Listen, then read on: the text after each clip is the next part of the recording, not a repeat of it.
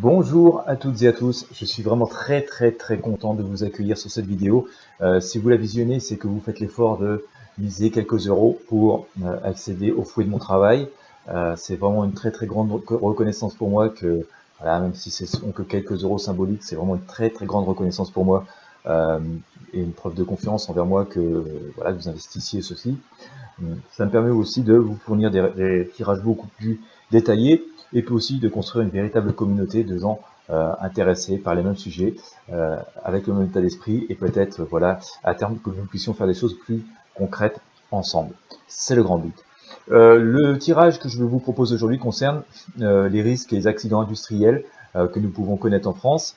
Au moment où je tourne ce tirage, il y a eu un très gros accident industriel sur une usine Céveso à Rouen, en Seine-Maritime, un dépôt, une usine qui retraitait des produits chimiques pétroliers a brûlé complètement ce week-end, entraînant une pollution gigantesque. Bien entendu, les autorités se veulent rassurantes, même les pollutions s'arrêteraient comme un peu on a connu pour Tchernobyl, vous voyez, pile aux, aux barrières de l'usine détruites. Et il y a des risques vraiment, à mon sens, assez importants, puisque il y a à peu près un mois, je lisais un article sur la Manche libre de mémoire, qui nous parlait de la centrale nucléaire de Flamanville, donc qui est dans la Manche, hein, à côté de Cherbourg, pour vous situer. Et cette usine, l'autorité de sûreté nucléaire venait de la mettre sous surveillance renforcée, parce que en fait, il y a des défauts de maintenance, il y a du laxisme dans la maintenance, dans le choix des prestataires, dans les actes eux-mêmes. C'est quand même assez incroyable. Faut savoir aussi que ce site, c'est le site du futur EPR qui a je ne sais combien d'années de retard en raison de tout un tas de malfaçons. Enfin, vous voyez, c'est assez inquiétant parce que je vous parle d'événements assez isolés qui se trouvent en Normandie là, du fait voilà, dans l'introduction, mais je pense qu'on a ce genre de problème un peu partout en France. Et mon propos est donc de savoir si nous risquons de connaître d'autres catastrophes. Alors, je dirais à court terme, dans l'année qui vient. Bien entendu, malheureusement, il y aura sans doute des catastrophes. Hein. Je ne dirais qu'il n'y a pas besoin de faire de voyance là-dessus. Mais le but de cette voyance, c'est surtout de savoir si on peut avoir des catastrophes très importantes allez, dans l'année qui vient. Sachant que, pour revenir à l'usine de Rouen, il semblerait quand même que ça soit parti d'un acte de malveillance, puisqu'il y a eu un feu extérieur qui s'est propagé à l'usine. Alors, accident, terrorisme, vandalisme, l'enquête reste à définir. Mais voilà, je pense qu'on peut avoir des inquiétudes assez importantes sur là-dessus. Hein, voilà. Donc, allons-nous connaître des catastrophes importantes, on va dire, sur l'année qui vient. Je vais utiliser le tarot de Marseille, comme vous connaissez bien, alors, qui est un outil difficile à utiliser, à interpréter, mais qui est très puissant. Les civilisations antiques utilisaient le fragment du tarot de Marseille. Et après, je vous ferai un peu avec le tarot des druides et le pendu.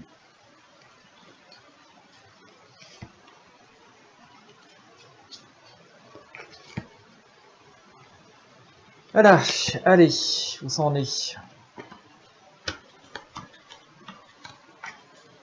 J'ai quand même cette sensation au moment où je commence à faire ce tirage qu'on a quand même le site industriel qui commence à partir en ruine par défaut de maintenance, à force de vouloir faire de la rentabilité à tout prix. Voilà, ça c'est l'image qui me passe, c'est le flash qui me passe au moment où je sors ces arcanes. Je pense qu'on va avoir d'autres soucis. Allez, pour l'instant, écoutez, ça part de cette situation, finalement, oui, je pense qu'il y a eu du laxisme, beaucoup de laxisme, hein, je parle de l'arcane Le Monde. Je vais vous la montrer, elle est ici.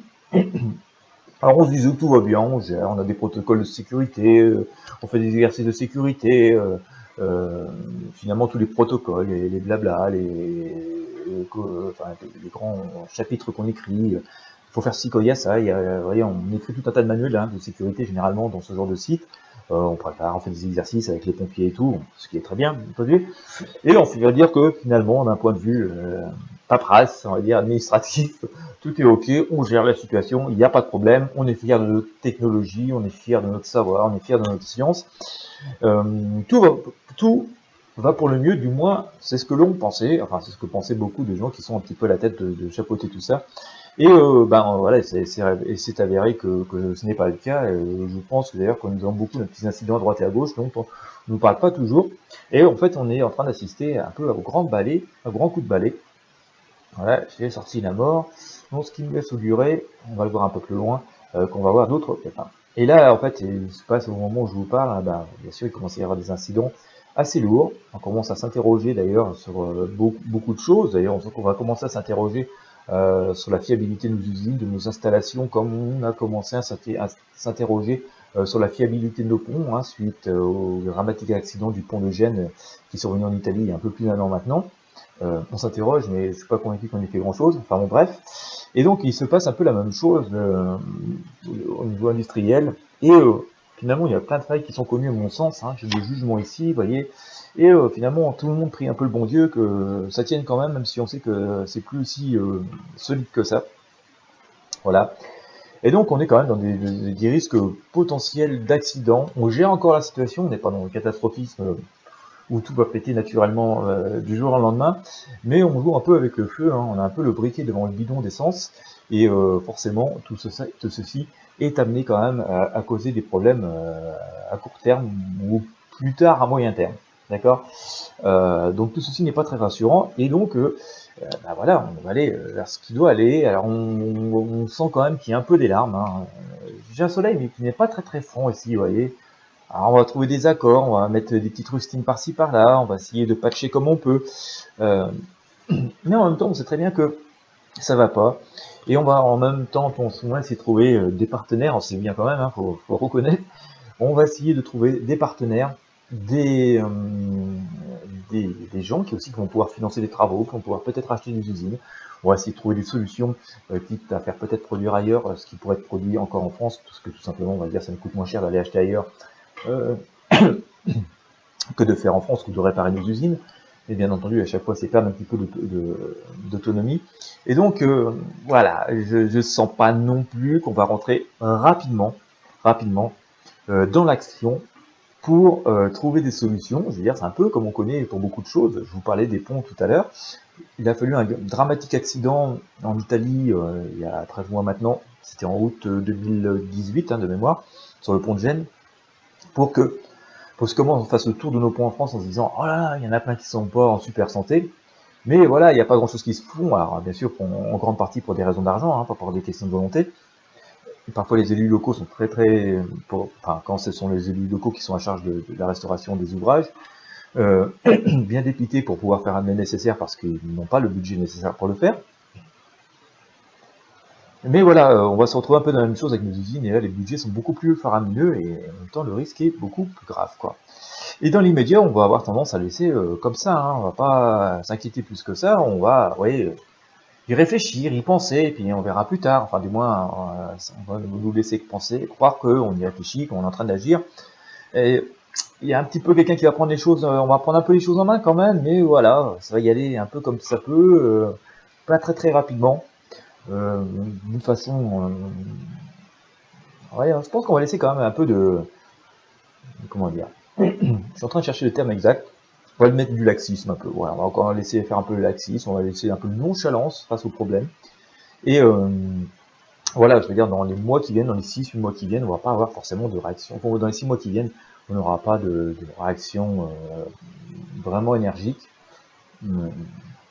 Voilà, voilà, c'est un laps de temps que je vous dis, mais on va pas avoir de réaction très très forte. Je ne pense pas que l'accident qui vient de se passer à Rouen va vite entraîner des actions concrètes, rapides, puissantes pour remettre en état ou au moins en conformité ou plus en sécurité des installations qui sont vieillissantes et qui sont parfois en danger parce que peut-être aussi, enfin peut-être c'est presque une certitude d'après ce qu'on dit le tarot, qui sont vulnérables tout simplement à des causes extérieures, à des individus très mal intentionnés, quoi. D'où ça va dans un second temps, bah, écoutez, j'ai sorti la maison de Dieu, hein, je vous disais tout à l'heure, on peut s'attendre à des soucis, j'ai sorti la maison de Dieu. Là, on est dans l'avenir un peu plus éloigné, donc on va dire on va être dans cette seconde phase, donc on va dire dans les 6 à 12 mois. Vous voyez, j'ai sorti la maison de Dieu qui est le symbole, vous voyez, du feu, d'explosion. Et donc je crains que nous ayons, enfin c'est ce que nous laisse présager le tarot, d'autres incidents, mais qui vont permettre aussi un coup de semonce, cette fois-ci sérieux, qui vont faire que ça va être un mal pour un bien, on va pouvoir accéder quand même à des gens qui vont enfin prendre les choses clairement au sérieux, pardon, ils vont prendre les choses clairement en main. On va avoir une forme d'alliés, d'association pour pallier à tout ce truc qui est en train de partir un peu en ruine, à mon sens. D'accord. Et donc, voilà, à mon sens, nous allons connaître d'autres difficultés majeures dans les semaines et les mois qui viennent. Enfin, pas dans les semaines qui viennent, pas très très rapidement, excusez-moi, mais plutôt voilà, dans les dépasser 6 mois dans cette seconde partie d'année. Je fais un tirage sur les 12 mois, donc on va dire entre 6 et 12 mois.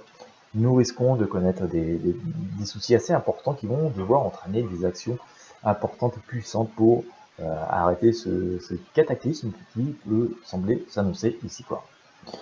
Ce qui rythme ça, c'est voilà, de retrouver une certaine équilibre, une certaine justice là-dedans. Hein. On a, pour l'instant, la situation semble complètement déséquilibrée. On a vraiment à faire. On se repose sur nos acquis, on se repose sur l'ère industrielle des années 50, 60, voire début des années 70, où on a construit des grandes usines, des grands protocoles qui ont été très très bien à leur époque, alors qu'on a remis parfois à jour un peu avec des normes de sécurité, des choses comme ça, mais fondamentalement ça reste les mêmes installations, et il y a beaucoup de vétusté derrière. Notre outil industriel semble quand même très vétuste, avec une bonne partie de vétusté, hein, c'est ce que en tout cas me semble dire le tarot, et qu'un jour il va falloir vraiment se décider à prendre les choses en main. On sent un départ, quand même un nouveau départ, un renouveau de cet outil industriel, ce qui peut être bien aussi, puisque ça peut être source d'argent, mais j'en parle plutôt de richesse distribuée, ça peut être source d'emploi, voilà, ça peut être source d'emploi et d'activité, donc ça c'est quand même le côté positif. Et l'industrie a toujours été un gros pourvoyeur d'emploi, non seulement pour son fonctionnement, mais aussi pour sa construction et sa maintenance. Donc la leçon à en tirer quand même, c'est qu'on est dans une situation complexe, hein, on est pendu par une patte, on a la tête en bas, et que pour l'instant, au moment où je vous parle, on est en plus ponctué par le diable, c'est pas sympa du tout, du tout, du tout, du tout. On est dans cette logique où effectivement on connaît le danger, mais changer les choses, c'est changer les habitudes, et puis ça coûte de l'argent, de construire des usines, de les remettre aux normes, de démanteler ce qui ne va plus et tout. Et forcément, on est toujours dans cet esprit de profit maximal avec dépenses minimales, et on est en train de tirer sur la corde, mais on joue complètement avec le feu, et il y a quand même un danger qui est latent, puissant, qui devrait être pris en considération, et qui, hélas, voilà, comme toujours, profit maximal, dépenses minimales, et on est quand même dans cette épreuve de force manifeste, quoi. Voilà.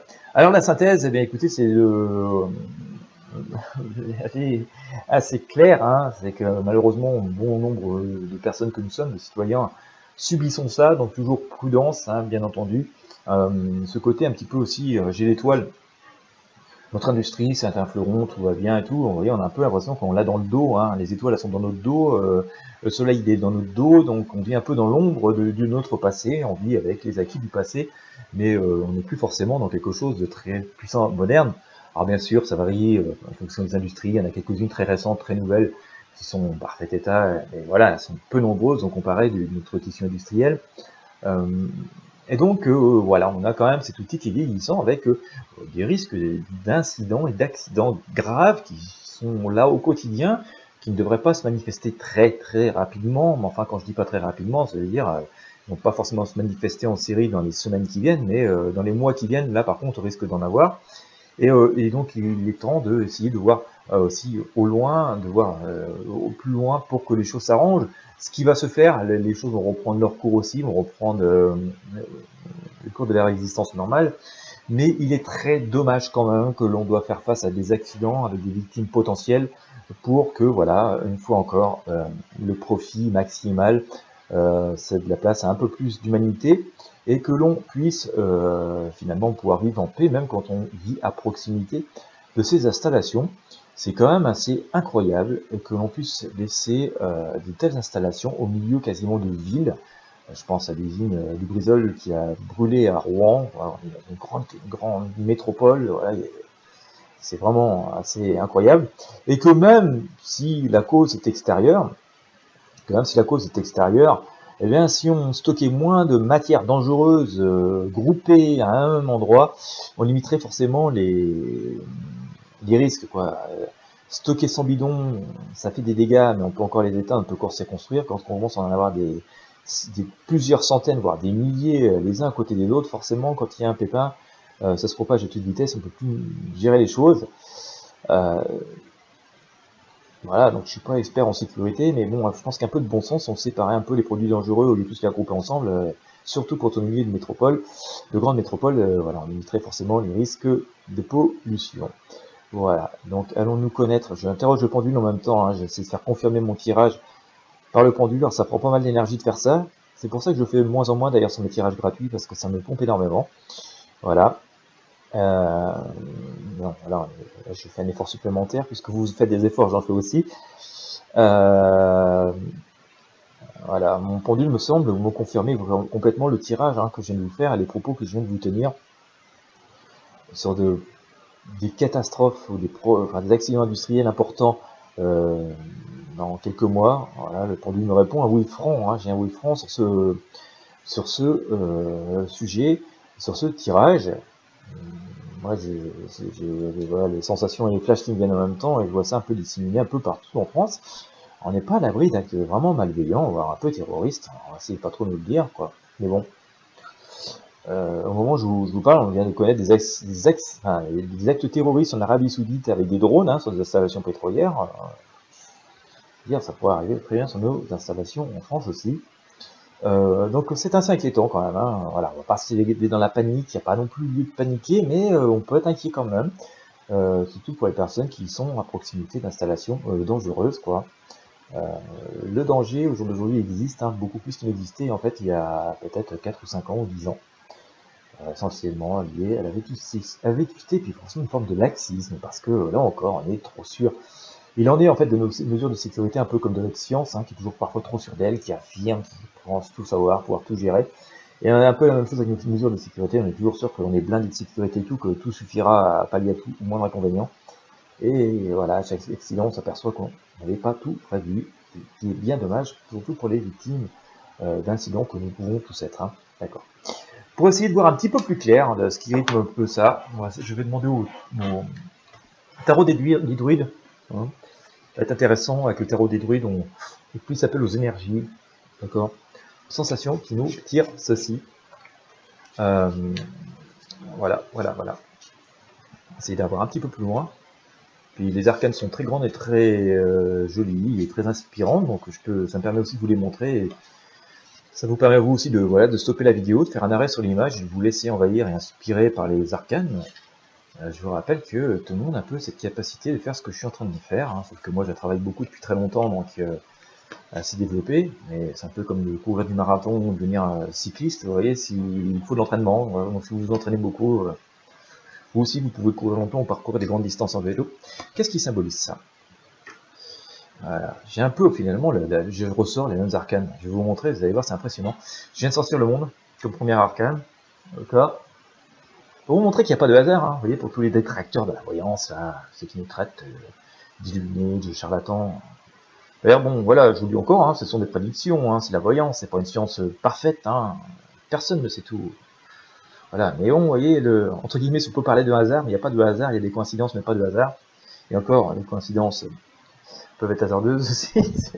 Voilà, en tout cas, j'ai sorti cet arcane, le monde, vous voyez, en premier, sur le tarot des druides, et la première arcane que j'ai sortie sur le tarot de Marseille était également le monde.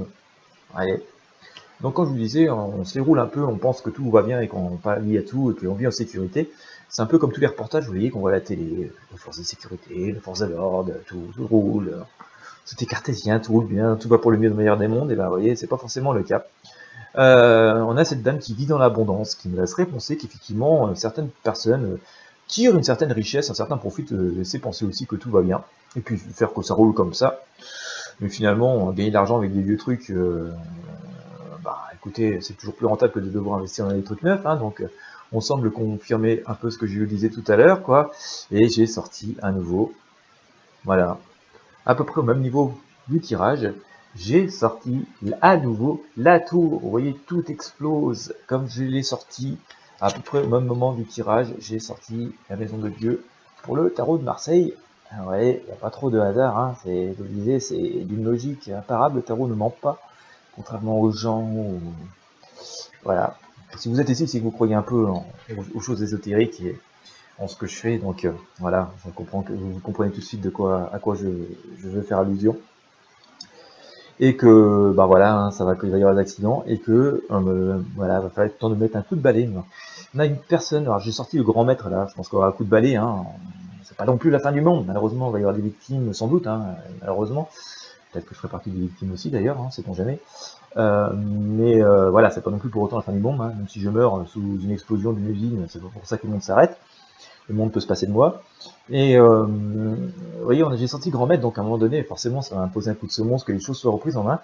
Mais ce grand maître, hein, je le sors assez régulièrement, vous savez, dans les derniers tirages que j'ai fait concernant un peu le pays, les politiques, l'économie, qu'à un moment donné, voilà, les choses ont changé, on est en plein cycle de changement, et que forcément, on a quelque chose, d'autres forces, d'autres personnalités qui vont apparaître, qui vont surgir, on va avoir un grand coup de... Moi, je pense qu'on va avoir vraiment un grand coup de balai, un grand coup de semonce, hein, ça, à tous les niveaux, hein, pas seulement politique. Alors bien, ça y est, Macron va partir, mais voilà, peu importe, il n'y a pas que Macron dans le monde, il n'y a pas que Macron dans la politique, il n'y a pas que Macron dans la vie, il n'y a pas que la politique qui gère notre quotidien et nos difficultés, la politique et les politiciens ne sont pas notre seule difficulté, vous voyez, ils sont pas la cause de tout, ils n'ont pas forcément toujours tant de pouvoir que ça non plus d'ailleurs, voilà, il y a aussi des instances au-dessus d'eux et au-dessus de nous, hein. Voilà, nous sommes dans l'Europe par exemple, vous voyez, donc on vit et on subit en grande partie les lois européennes, mais bon, je veux faire allusion à des choses beaucoup plus graves, beaucoup plus larges que ça. D'ailleurs, il y a aussi une prise de conscience très importante sur notre environnement et le climat dans le monde. Et voilà, à un moment donné, il va y avoir des forces très très puissantes qui vont euh, venir remettre des choses en place, mais aussi, vous voyez, si je vous remonte ce grand maître, on est quand même des personnes qui pourraient être des druides, des anciens. Moi, ça fait un peu appel à des forces un peu anciennes, un peu comme si nous allions retourner vivre avec des usages qui sont un petit peu plus d'autrefois, comme on respectait beaucoup plus la nature. Vous savez, on avait des chamans, des druides, on respectait ces cycles de la nature, on avait des dieux de la nature. Alors voilà, vous croyez, on y croit, on n'y croit pas. En attendant, voilà, il y a des civilisations entières qui se sont construites comme ça et qui nous ont permis d'être ici aujourd'hui. Et en tout cas, on va devoir retourner avec des choses beaucoup plus saines, beaucoup plus en rapport avec la nature. Je voudrais faire un petit aparté, mais qui va vous parler beaucoup, parce qu'on va pas être autant en dehors de ce tirage. Je regardais ce week-end sur C8, je crois, peut-être qu'il y a un replay de cette émission sur Internet, vous pourrez la retrouver. On parlait des îles Vanuatu, d'accord, le Vanuatu. Le Vanuatu, il y a une banque là-bas. Presque personne n'a un compte en banque, d'accord. Ils ont favorisé l'économie de la tradition là-bas, d'accord. Donc, on vit au rythme de la nature, on cultive la nature, chacun a un accès à la terre, chacun se fait de la nourriture. Il y en a qui sont d'excellents pêcheurs, donc l'excellent pêcheur va troquer ses poissons contre voyez, des pommes de terre ou contre un cochon, vous voyez, tout, bon voilà. Et tout est comme ça, même l'école est gratuite, on troque, on donne, et c'est pas des choses. Si je veux en venir ici, c'est pour vous expliquer qu'on peut revenir à d'autres modes de fonctionnement, parce que tout simplement, il y a des études qui sont faites dans le monde, c'est-à-dire on mesure le degré à quel point les gens sont heureux ou malheureux dans le monde, à quel point les populations sont riches ou pauvres dans le monde, ça ce sont des grandes études qui sont faites assez sérieusement donc, pour tous les pays du monde, et il se trouve que le Vanuatu est le pays le plus pauvre du monde. C'est le pays le plus pauvre du monde. Bon du coup, quand on a vu le reportage, on n'est pas étonné. Mais savez-vous que ce sont également les personnes les plus heureuses du monde? Vous voyez, quand on dit que l'argent ne fait pas le bonheur, ce sont les personnes les plus heureuses dans le monde. Ça, c'est statistique, et puis c'est elles-mêmes qui le disent, quoi. Nous sommes les plus pauvres, mais nous sommes les plus heureux, et ils ne veulent surtout pas changer leur mode de vie, je les comprends une fois. D'accord?